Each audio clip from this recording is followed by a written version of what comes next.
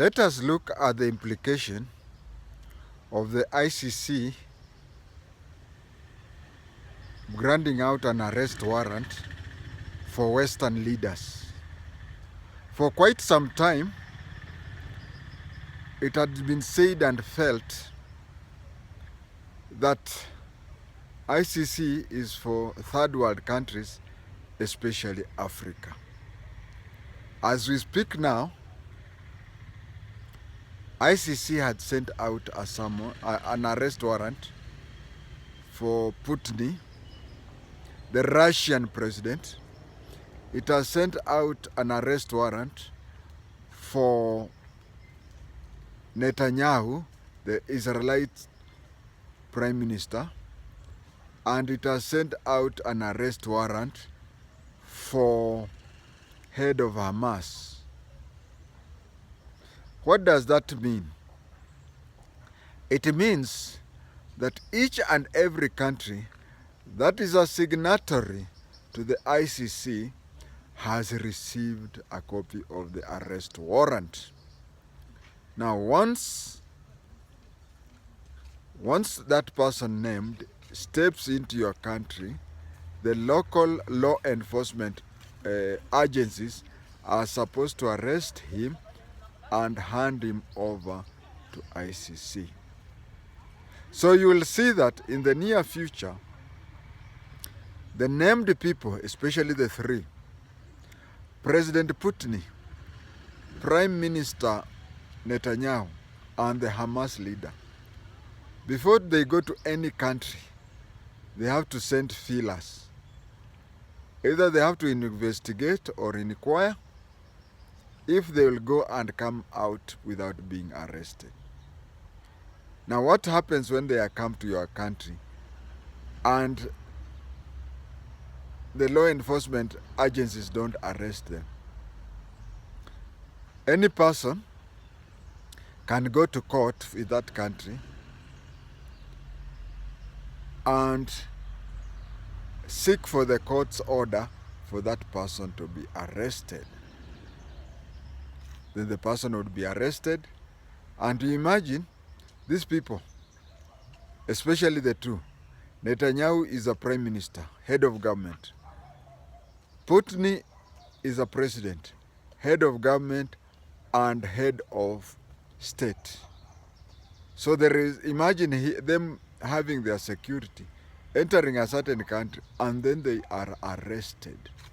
And you know, the VIP protection people are supposed to even offer their life in the protection of the person they are protecting. So you find that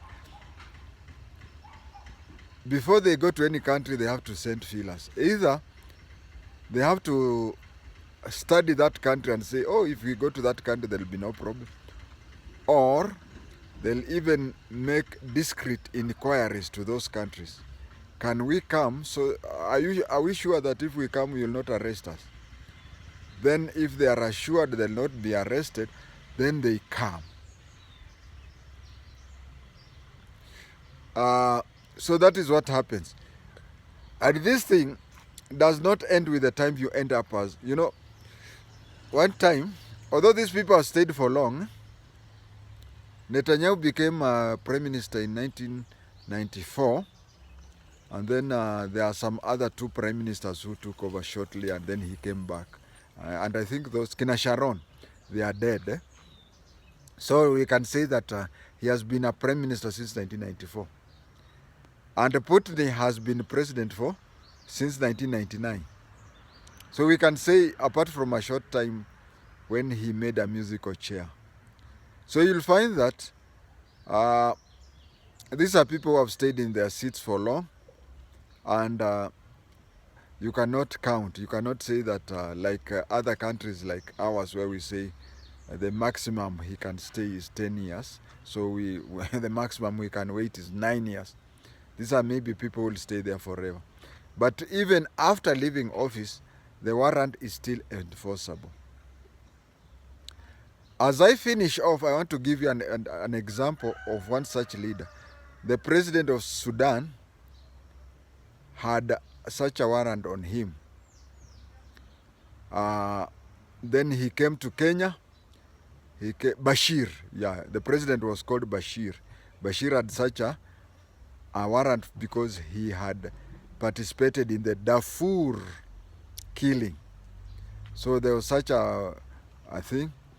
And then he came to Kenya in 2002 when Kibaki was taking over. And I remember Balala is the one who was given, the minister who was chaperoning him aside. And then there's some human rights people wanted to serve him the warrant of arrest, but he had already been assured by the Kenyan government that he would be safe. He went to South Africa, and you see South Africa is a bit different from Kenya, or much different from Kenya. He went to South Africa on a certain occasion where he inquired and even was assured by the government that nothing would happen to him. But once he stepped in South Africa, human rights activists knew that the law enforcement officers under the president would not arrest him. So the human rights activists went to the South African High Court, and they obtained warrant of his arrest. Warrant of arrest over sitting, visiting president. Then they tried to serve it on him, and I can tell you that his trip was suddenly cut and he had to escape from South Africa. That is the impression I get about such things. Let us watch and see.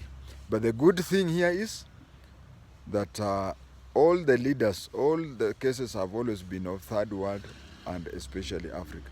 But now we are seeing developed countries also getting that. Thank you.